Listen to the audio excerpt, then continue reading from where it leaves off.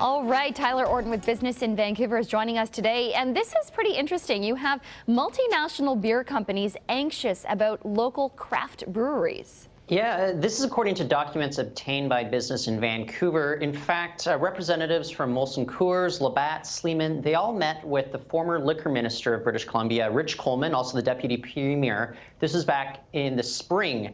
The BC government, they're keeping a tight lid on what happened. They won't tell Business in Vancouver the outcome of this particular meeting, but the briefing notes reveal that because beer consumption is static in British Columbia, the success of all these craft brewers, it's actually coming at the expense of these multinational corporations. So obviously the locals, they're giving the big guys a run for their money. What that means, whether help is on the way from the BC government, we just don't know yet. And hopefully we'll keep poking at the BC government to tell us a little bit more about what's going on. Interesting. Well, what help were they asking for from the government? Do we know? We don't know that just yet, and it might be something similar to some of the help that some of the craft brewers are getting, especially when it comes to pricing, or at least the appeals that the Craft Brewers Guild is making to the government for additional help when it comes to pricing schemes with regards to what you see on shelves. All right. Now, the Apple Watch, or maybe even a Fitbit, might be on a lot of people's Christmas wish list this holiday season, but it's interesting to see the Fitbit kind of overtaking the Apple Watch right now.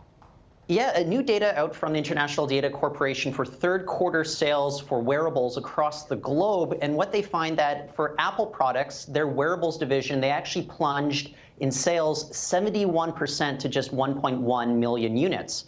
Apple doesn't break down what exactly constitutes its Apple Watch in those sales, but we know that the Apple Watch makes up the vast majority of their wearables.